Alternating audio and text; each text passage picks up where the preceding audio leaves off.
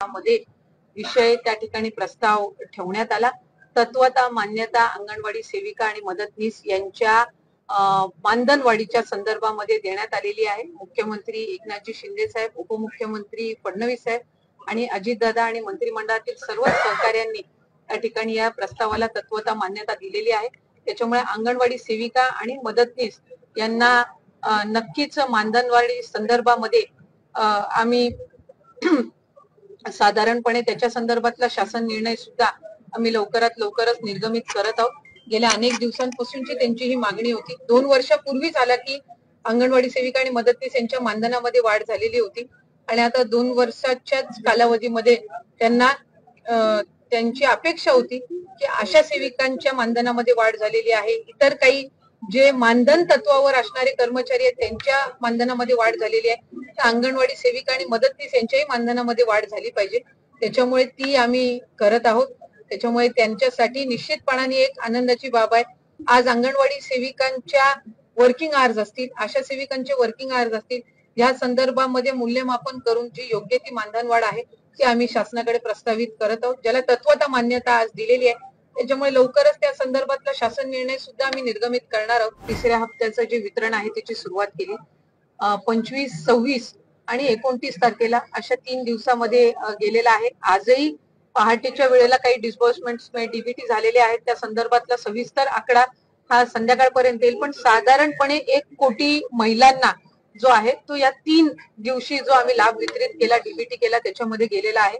आणि याच्यामध्ये जुलै आणि ऑगस्ट महिन्यामध्ये स्क्रुटिनी अभावी ज्या महिलांना लाभ मिळाला नव्हता त्यांना जुलै, ऑगस्ट आणि सप्टेंबर महिन्याचा असा 4500चा लाभ वितरित झालाय। काही महिला आहेत ज्यांना जुलै आणि ऑगस्ट महिन्याचा लाभ वितरित झाला होता त्यांना सप्टेंबर महिन्याचा वितरित करण्यात आलेला आहे। त्यामुळे अशा पद्धतीनं ते आहे।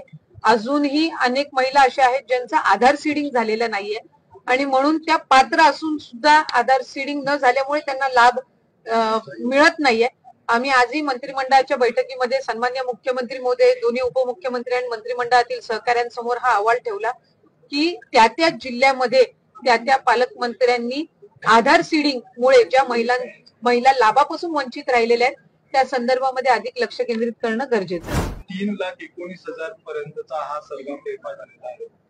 हे साधारणपणे काल प्रशासनाच्या, स्थानिक प्रशासनाच्या रात्री हे निदर्शनास आले की मुख्यमंत्री माझी लाडकी बहीण या योजनेअंतर्गत एका व्यक्तीने जवळपास 37-38 अर्ज वेगवेगळे आधार कार्ड जे असतील, वेगवेगळ्या ज्या इतर शासकीय योजना आहेत जशी रोजगार हमी योजना असेल, इतर काही योजनांसाठी जे आधार कार्ड आणि फॉर्म्स असतात त्याच्यातून त्यांनी लाडक्या बहिणीचे अर्ज भरून आधार कार्ड आणि अकाउंट हे वेगळे आणि नावं महिलांची अशा पद्धतीनं अर्ज भरून त्यांनी घेतलेले होते। काल स्थानिक प्रशासनाच्या ते लक्षात आलं आणि आत्ताही तिथं तहसीलदार आणि इतर सर्व अधिकारी हे गेलेले आहेत। माझं स्वतः जिल्हाधिकाऱ्यांसोबत बोलणं झालं आणि आम्ही त्यांना आदेश दिलेले आहेत की जे हे 37-38 अकाउंट आहेत ते संबंधित बँकेंना संपर्क त्वरित करून त्यांना आदेश द्यावे की हे सगळे अकाउंट त्वरितच सील करण्यात यावे। या अकाउंट मध्ये पुढच्या कालावधीमध्ये कुठलाच म्हणजे मुख्यमंत्री माझी लाडकी बहीण तर वेगळाच झाला, पण दुसरा कुठल्या शासकीय योजनेचा लाभ अथवा व्यवहार होता कामा नये अशा पद्धतीनं आदेश आम्ही दिलेले आहेत।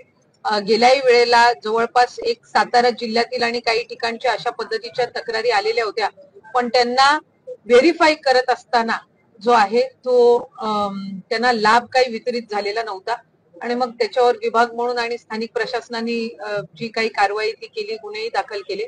आता ही सदर व्यक्ती आहे याच्यावरही संबंधित जो स्थानिक प्रशासन आहे हे पोलिसांमध्ये तिथल्या स्थानिक पोलीस स्थानकामध्ये त्या संदर्भामध्ये गुन्हा दाखल करणारच आहेत, पण तत्पूर्वी ताबडतोब त्याचे जे काही 37-38 अकाउंट आहेत हे सील केले जातील आणि त्याच्यामध्ये कुठल्याही पद्धतीचा व्यवहार शासकीय योजनांचा असो अशासकीय योजनांचा हा निश्चितपणाने होऊ दिला जाणार नाही। खात्यामध्ये जे केले गेले त्या महिलांचा संबंध आढळला तर काही कारवाई होईल?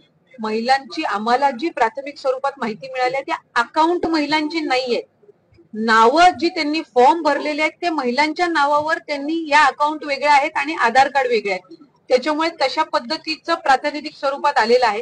त्याची सविस्तर चौकशी झाल्यानंतर जी काही आहे ती करण्यात येईल त्याच्यामुळे नावं फक्त महिलांची आहेत.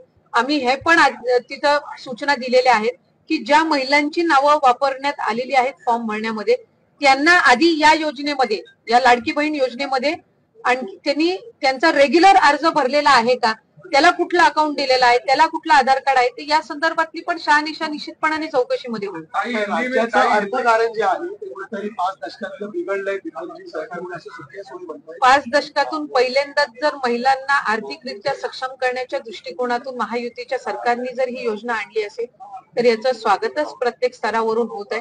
ज्या महिलांना लाभ मिळत आहे ते निश्चितपणाने आनंददायी आहेत. आम्हाला अनेक वेळेला आम्ही प्रत्येक जिल्ह्यामध्ये गावामध्ये जातो. आज प्रत्येक आठवड्याला इतक्या मोठ्या संख्येने सक्सेस स्टोरीज या योजनेच्या संदर्भातल्या सुद्धा येत आहेत की ज्या ज्या महिलांना लाभ वितरित होत आहे त्यांनी चांगल्या पद्धतीनं काही त्यांचा रोजगार किंवा व्यवसाय छोट्या पद्धतीनं सुरू केलेल्याचं सुद्धा अनेक सक्सेस स्टोरीज आहेत. आणि कुठे ना कुठेतरी विरोधक यामुळेच एक धास्ती घेतलेली आहे. काही जण म्हणतात की आम्ही महाविकास आघाडीची सत्ता आल्यानंतर ही योजनाच बंद करून टाकू, आणि त्यांच्या अजेंडामध्ये ते म्हणतात, मॅनिफेस्टोमध्ये म्हणतात की आम्ही याची रक्कम 3,000 करू.